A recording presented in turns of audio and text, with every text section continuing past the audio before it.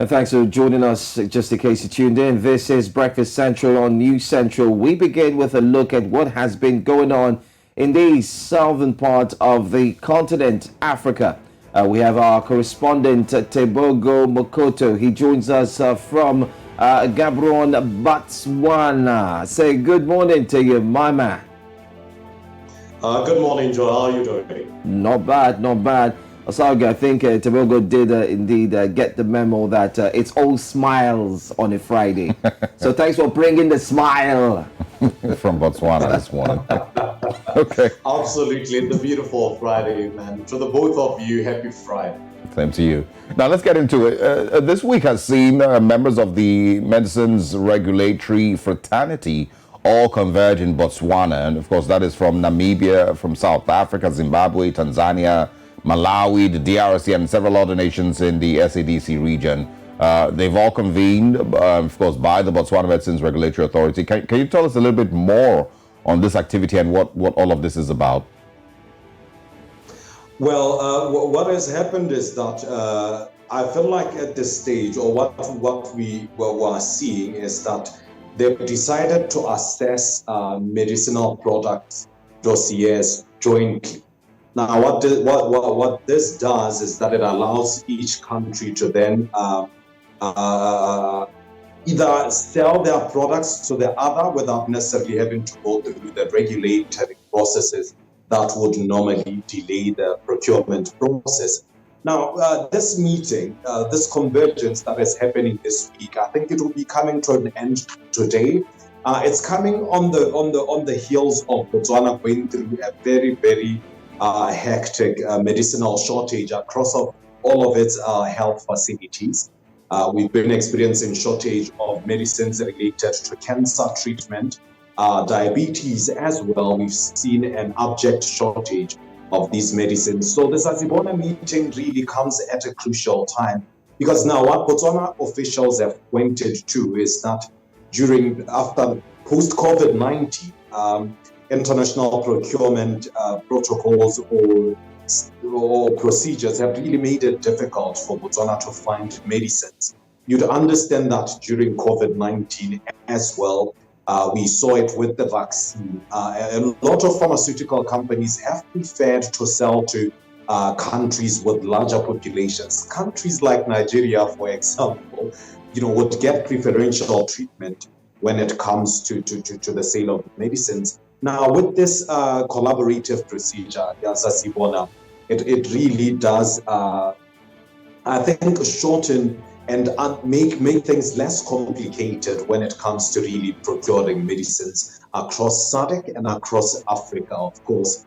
And I think it also really speaks to the AFCFTA in terms of, say, for example, if Tanzania has developed a medicine, they would be able to sell it to all of the countries that are taking part in the Sasibona collaboration without having to necessarily go through those procedures of assessments, testing, and so forth. So I think that the collaborative procedure really does work, especially for countries with less populations and for countries that are struggling to get medicinal products into their people.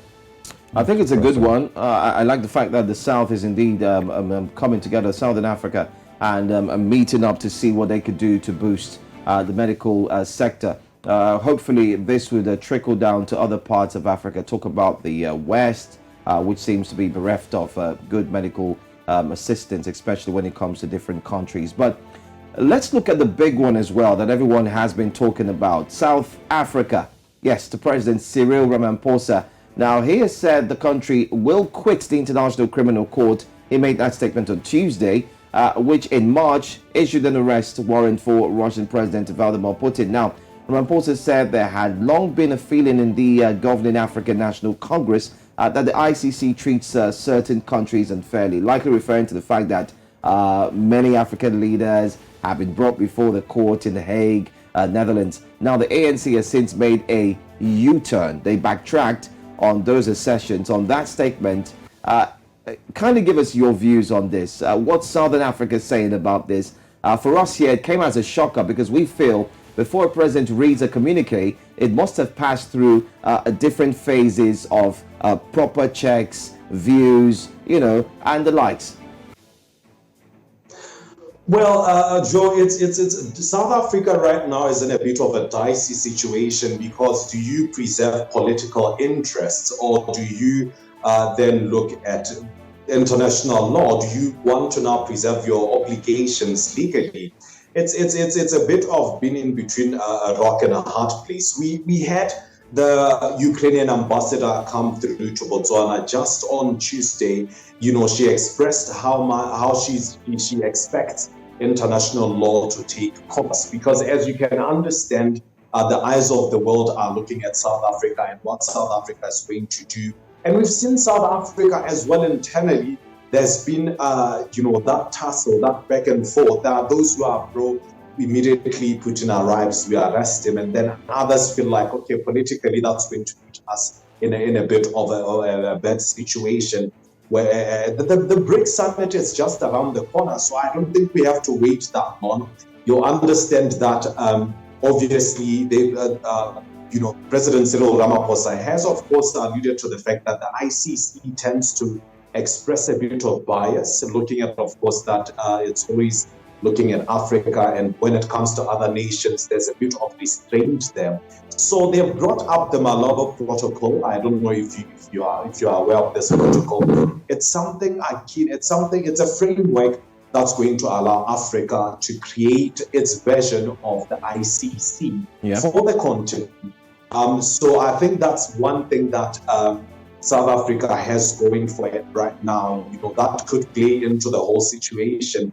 And at the same time, that South Africa is quite sovereign, and South Africa has never been afraid to express its sovereignty.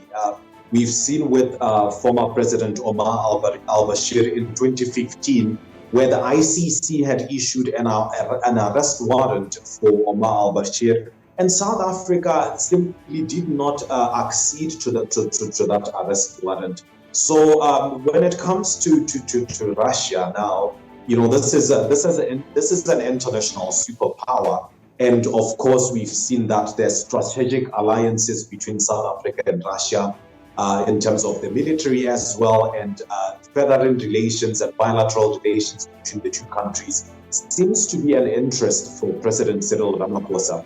So it's one of those things where South Africa has come out to say we're not withdrawing from the ICC as of yet, and it's not decided at this time. We are yet to see how it all plays out.